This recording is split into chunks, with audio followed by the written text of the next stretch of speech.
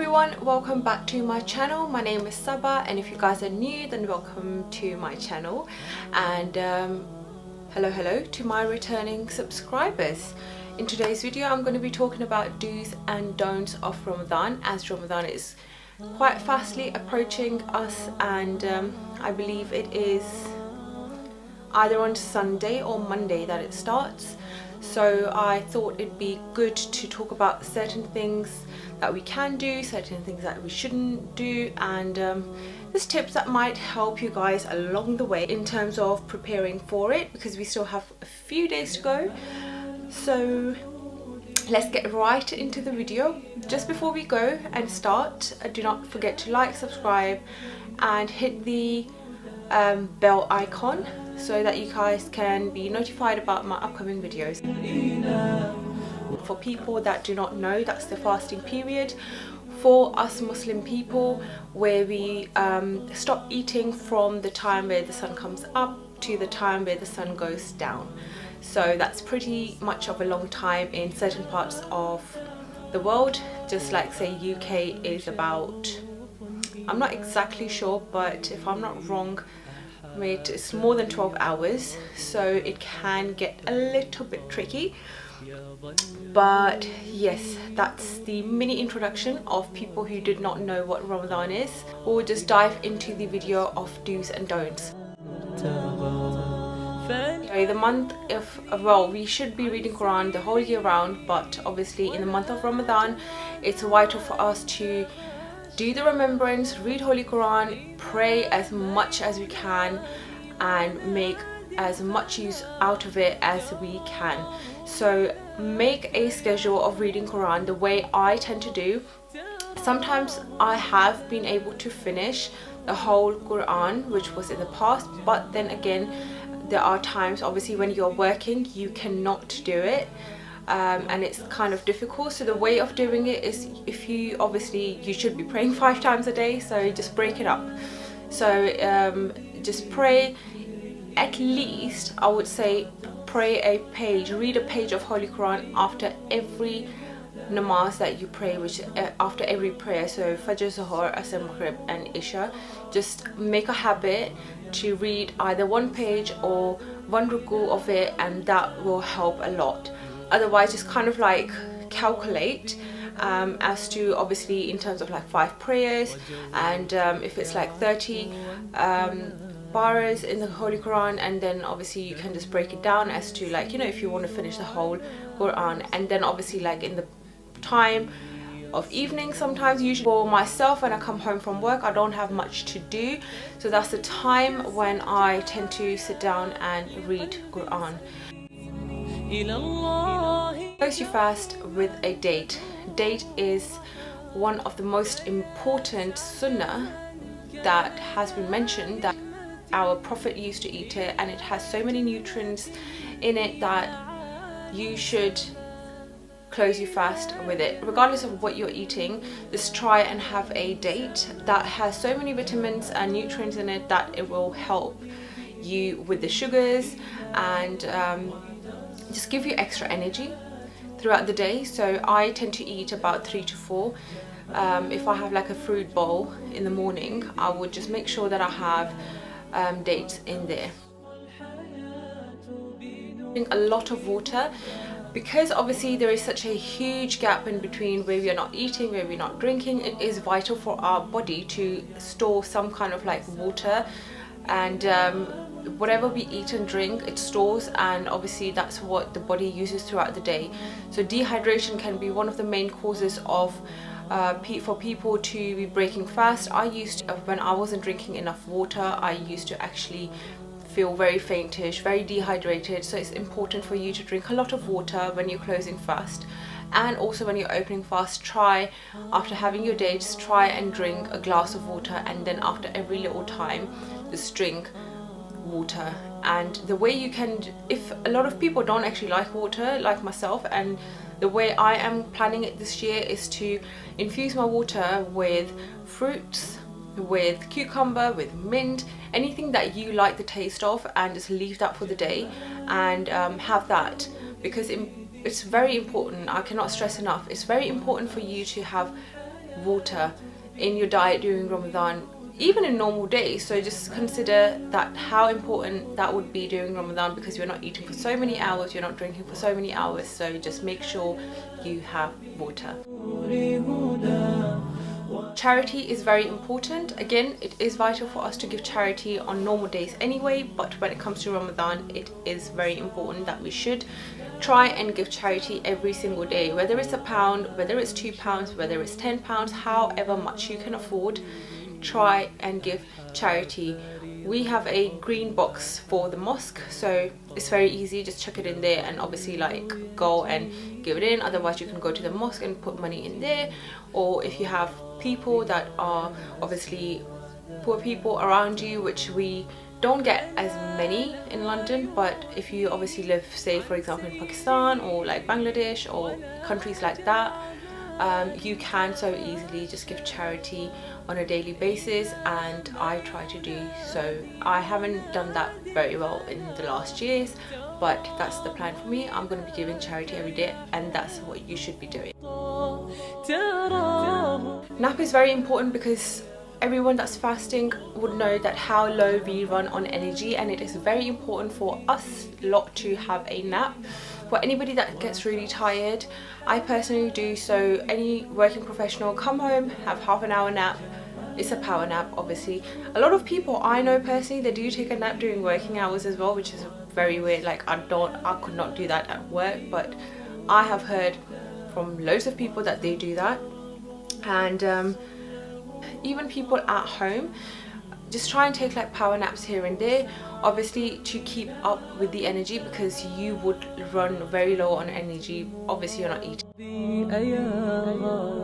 Try and feed poor people, try and feed people who are opening fast, because you are going to get a lot of reward for it.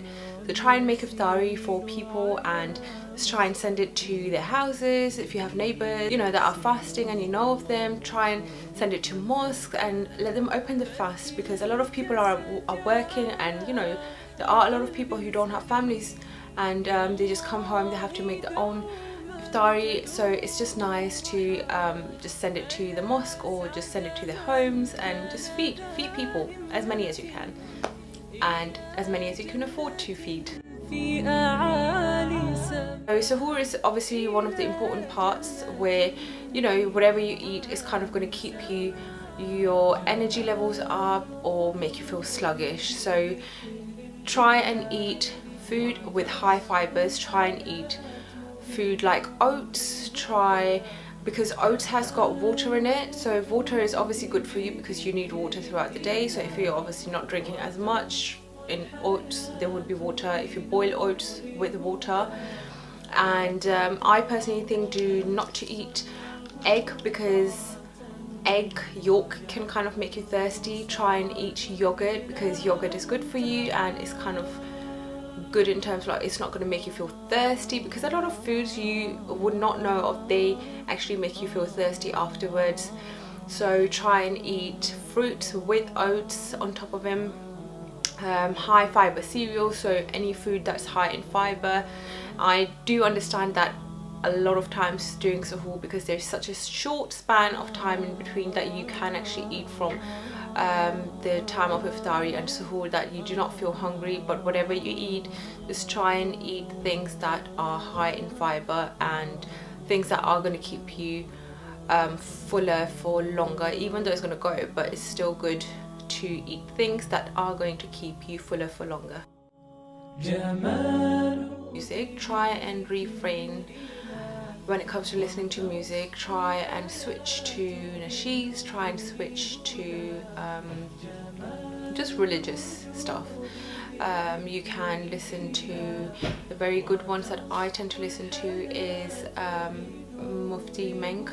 He's got some really good speeches, so go on YouTube, search for Mufti Menk if you don't know of him already, which I'd be surprised if you don't. But try and listen to that and just completely cut down on music, because we are not meant to be listening to that. And also try and listen to Maulana Tariq Jamil. That's only if you obviously speak or understand Urdu, because he's got some really good speeches. And just delete the music that you have from your phone if you are the sort of person that cannot go without it in the mornings on your way to work, or like, you know, when you're doing a run or anything like that, and trying to switch and put like some really nice nasheeds. And I have like a couple ones that I can link you guys down below in the description box, and they are really nice, so you can check them out. I do also listen to Merciful Servants on YouTube. They are a brilliant channel and doing really well, and they have some really good videos up. So yep, try and switch from music to something that is beneficial.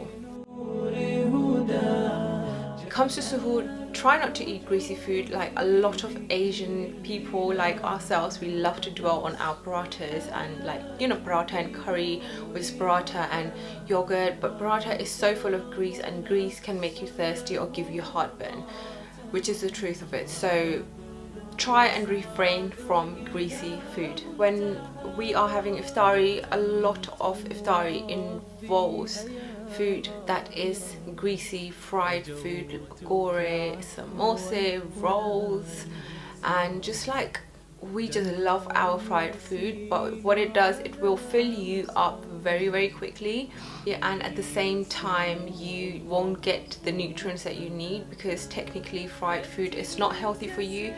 So what I like to do is start off from a fruit bowl. So cut your fruit, put like dates in it, and just have stuff that's going to make your stomach, you know, keep it on the level, and try and eat as much as you can take. Do not overfeed yourself, because overfeeding is one thing that can make you feel so sick, and you would not be able to eat much around suhoor time. When it comes to 5 pillars of Islam, apart from that, we are meant to better ourselves in things that are disliked in our religion. So the things included are backbiting, gossiping, lying, and all things of those sorts, hurting other people. Just try and just be good. If you can't say anything nice to a person, just don't even say anything bad. Do not chat behind the back, and just refrain from extra back chatting and gossiping that kind of everyone loves to do. But yeah, because it's just something you should be refraining from, and do something that is beneficial, which is talking good about people. Even if you don't like them, try and talk good about them. I wanted to talk to you guys also about some books that obviously around the time of Ramadan, as I said, it is all about purification, getting your heart clean and remembrance, and you should try and read Islamic books, which some of them I will share over here. I haven't read all of them, so the ones I haven't I'll tell you guys of, and the ones I have I will let you know what they are like. So the first one is the Book of Major Sins, and it is by Muhammad ibn Sulaiman, and I do not believe I have read it, so I have had it for a while, so I'm just gonna read that book. And it seems good, the Book of Major Sins, talking all about sins. And then one of my favorite is Reclaim Your Heart from Yasmin Mujahid, which is a really good book, and she came out with it a couple of years ago. I think it's been like 2 or 3 years if I'm not wrong, and it's been one of the bestsellers books of her. She is a motivational speaker, if you guys haven't heard of it, and she just talks about how you can clean your heart, how you shouldn't attach yourself to worldly things, and just attach yourself to Allah subhanahu wa ta'ala. So yeah, I would really highly recommend reading that book because it's so good. Another book is the one called The Fragile Vessels, Rights and Obligations Between Spouses in Islam. I have read that, and it talks all about the rights of husband and wife, and how they should obviously carry on the relationship, things they should do and things they shouldn't do. There's a lot of stuff that we are unaware of, and it's really good book, so you should give that a read. It is if I didn't mention, it's by Muhammad Mustafa. So that's a really good book. And then I have an example of Mankind's An Example for Mankind by Dr. Raghib. I've had that book for a while and I haven't actually touched it, so that's another book that I'm going to be reading, and you guys can probably give that a go if you are running short of books. When it comes to the Holy Quran, obviously you should be reading the Holy Quran in itself anyway, but then I also bought, in a couple of months back, I bought the Holy Quran. That's such a good version of, it's just an extended version, it's an English translation, so it goes by surah, so each surah is going to give you translation of, and it just explains it in depth, so you're going to understand the whole kind of story of it, because obviously in Holy Quran, or if you were to pick up Quran's translation, it does not, the English either is so difficult or it's just written in such a difficult way, it's really difficult to understand. So this one is really good, so I would highly recommend that. And that is by, let me just see, it doesn't say a name, but it says the English translation, the Holy Quran with surah introductions and appendices.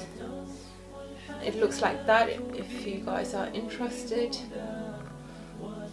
So these are the 4 or 5 books that I would recommend you guys to read. And with that comes my video to an end. I hope you guys enjoyed this video and it was helpful. I will catch you guys in my next one. Bye.